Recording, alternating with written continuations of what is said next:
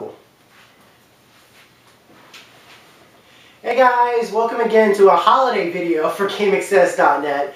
Christmas is coming up in about a month, but I figured, why don't we talk about some of the Christmases that we had? And I remember one Christmas that you had when you got a Nintendo 64, which is probably to be one of the classic video game systems of all time. And it's something that I've been wanting to talk about on the site for quite a while. So you brought over some of your 64 collection. You brought over some of these games. I wanted to talk about a bunch of these games actually. So why don't you pull them out and we can just have a discussion about some of these ones, because these are, as far as I'm concerned, some of the classics in the Nintendo 64 library, some of the best games ever. So our first game is Cruisin USA. You know, this game has a bad rap, but you and I loved playing this, and this is one of the first games I got off the Wii Virtual Console. My memories of it are all positive, both from the arcade version of it and of the Nintendo 64 version. The arcade version looked better, but go ahead. What did you think about it? It's also, I mean, I love this game. One is because it's just like, it's K through adult, so anybody can play. We don't use that. Well, we don't even use that anymore. This is how old these rating systems are. That rating is dead. We don't use that rating anymore. Now, if it was K through adults, it'd be marked E for everyone. They got rid of that one. But I always think that's kind of funny whenever we see that on the labels. But keep going, keep going. Great game, especially great for kids. You get to use the control stick and actually feel like you're in the game. Yeah, it had phenomenal graphics for the time. It had, I loved the girls in the do the flags and everything else, and I thought that was kind of funny, and I liked the landmarks and everything else. It was a fun game. Very original. Yeah, very original. All right, next up. Our next game is 1080. Oh gosh, that's a classic. That's considered to be one of the best sports games of all time. I mean, specifically for like snowboarding and stuff like that. Some even the later versions of snowboarding games aren't that good. But tell me what you thought of it. I love this game. One is because it was one of the first games where I just felt like you were actually in the game. You had full control of the player.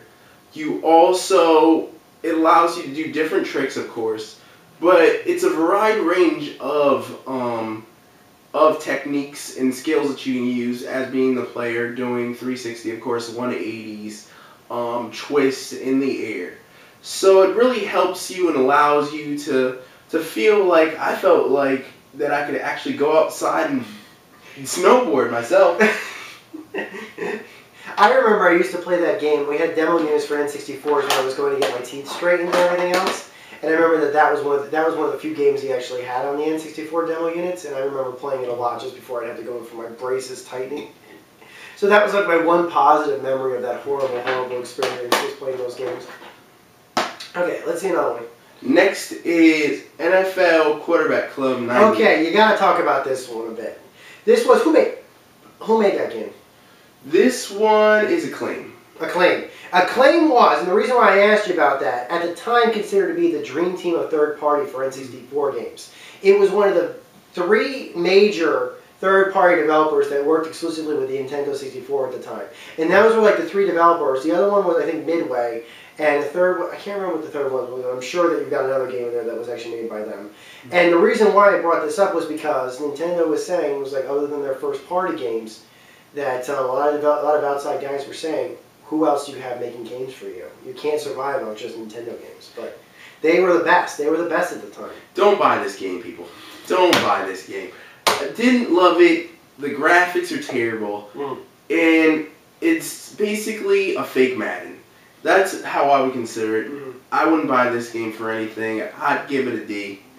I'll be honest with you. Alright, let's get it out of our sight then. We'll burn it later.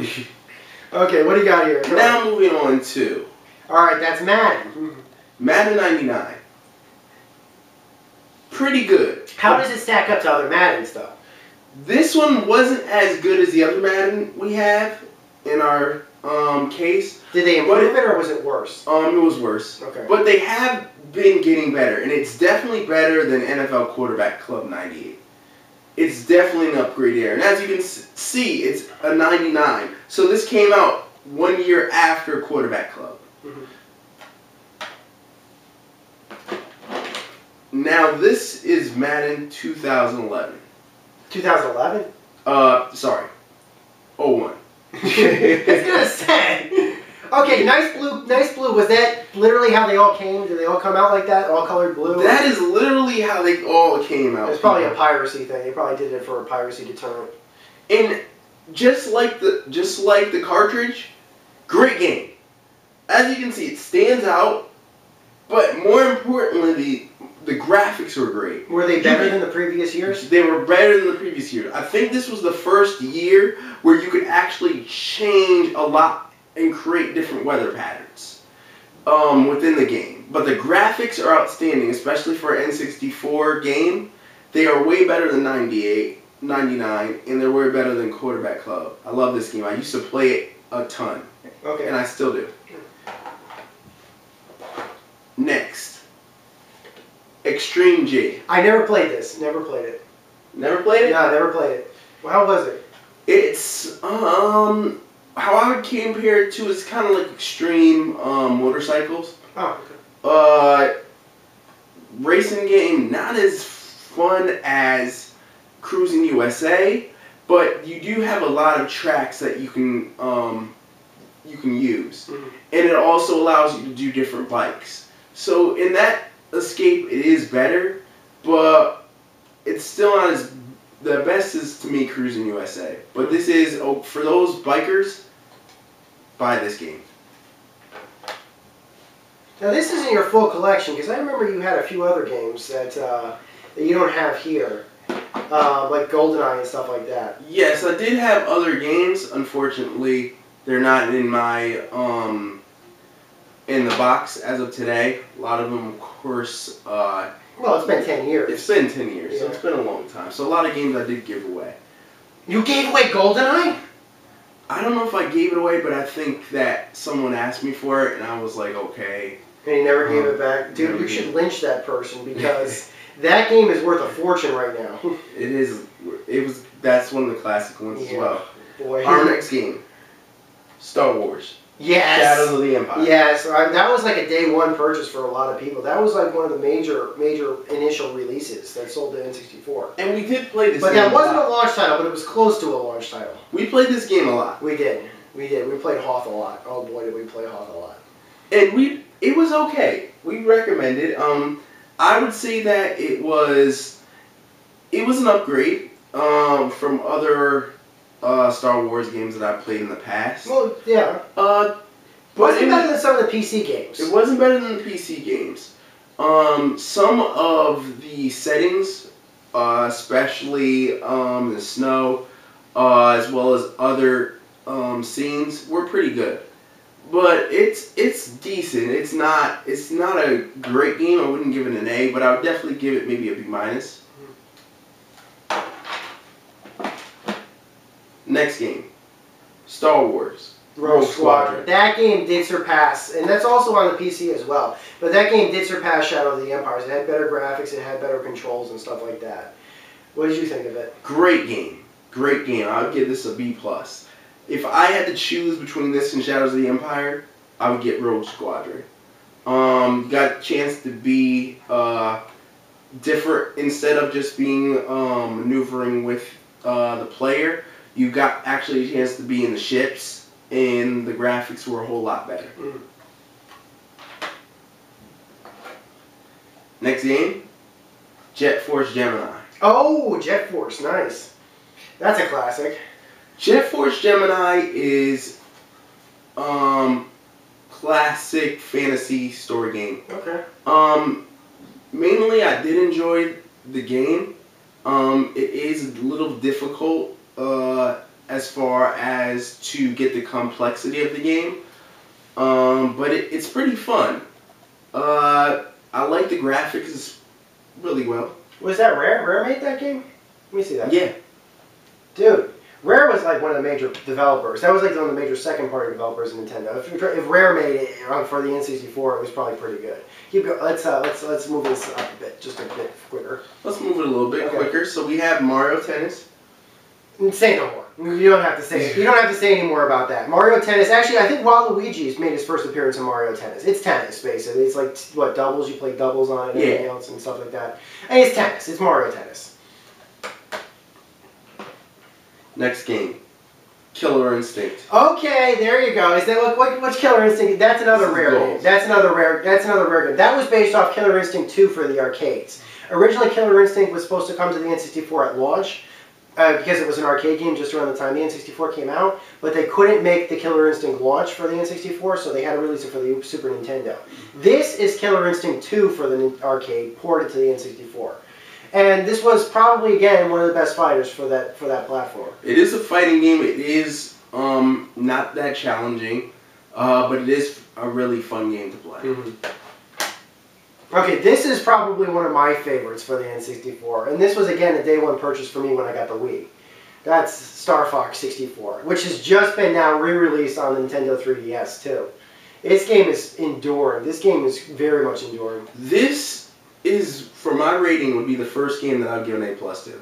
This is a classic. It's hard. It's a hard game, though. This is a classic Nintendo 64 game. If there's one game that I would buy up there besides GoldenEye, it's this. I love that game. You and I would play that game constantly, and I would be terrible at it. I'm still terrible at it, but we would be playing that game quite a bit. Okay, so we got, what, 2 more games to go? We have 2 more games. Okay. Next is In the Zone 98. Is this like an MG? This kind of reminds me a little bit of like NBA Jam kind of game. Is this was this like that? This was obviously this post-dated NBA Jam. NBA Jam was around 94. It is like that. It's actually more like, I would say, NBA Live, of a little bit before its time. It's a very good game. Very good game. It's not as good as NBA Live, though. I would not say to buy that over NBA Live, but it is, if you just want a game just to get the feel of how to play basketball, I'd recommend it. And this is the last game we got in a black cartridge. The last one is WrestleMania 2000. Okay, now, I gotta tell you guys what was going on at the time. The WWE was called the WWF as far back then, and there was a major war going on actually at the time. Not so much about what was going on between the WWF and the WCW, which was their competing products at the time, but actually what was being released on both the PlayStation and the Sony and the N64 were actually 2 different games. Like, there was no WrestleMania, there was something else. There was like WWF Raw or Attitude or something like that for the PlayStation. The difference between the 2 games were usually things like, did this include a steel cage, does this not include a steel cage, did it include the guys coming in? How was this game? How did this game fare? Because I never For a wrestling game, it was very good. It was very good. For those of you who do like wrestling, I would recommend buying this game. You can be a whole bunch of different characters. The footage looks real. You could also do a variety of moves. Did this have the in-engine guys coming out? Was this the one where the guys came out? Yes, this does have the introductions to the characters, which is very exciting. That was something that they were pegging on, because most of the time at that point they'd show an FMV about the guy coming out. This, they actually had the actual animations of how the big entrances were. And a lot of people know, if they watched wrestling back then, the entrance was half the half the fun of watching a wrestling thing. And also there's tons of unlockable characters and stuff like that too, which actually did increase the replay value. I had a friend back then that played this game quite a bit, and he was always telling me about how different characters, special characters he unlocked and stuff. So that's just a stack of these games. That's just a stack of games that you had. But I remember you playing like Mario 64, Mario Kart 64, which we couldn't have here unfortunately, and of course GoldenEye 64, which and Perfect Dark 64. So this is just a small listing of just stuff, but this was our childhood. This was like, this was a lot of our childhood was playing these games. Actually, I go over your place, we play these games. You come over my place, we play Genesis and stuff like that. And I just want to tell everybody, yeah, we're gonna have a Genesis video coming up next. Probably it'll probably be our next major video. But thanks for showing these, man. No problem. Just like to say that a lot of these games, although a lot of them you see are for teen, they are for kids as well. And adults really enjoy these games. These games do endure even for adults. That was Nintendo's model. Make games for kids, but also make adults feel like they're kids again. So I'll see you guys next time. We're going to try to see if we can get some of these games to work. Take care, everybody. Stay tuned.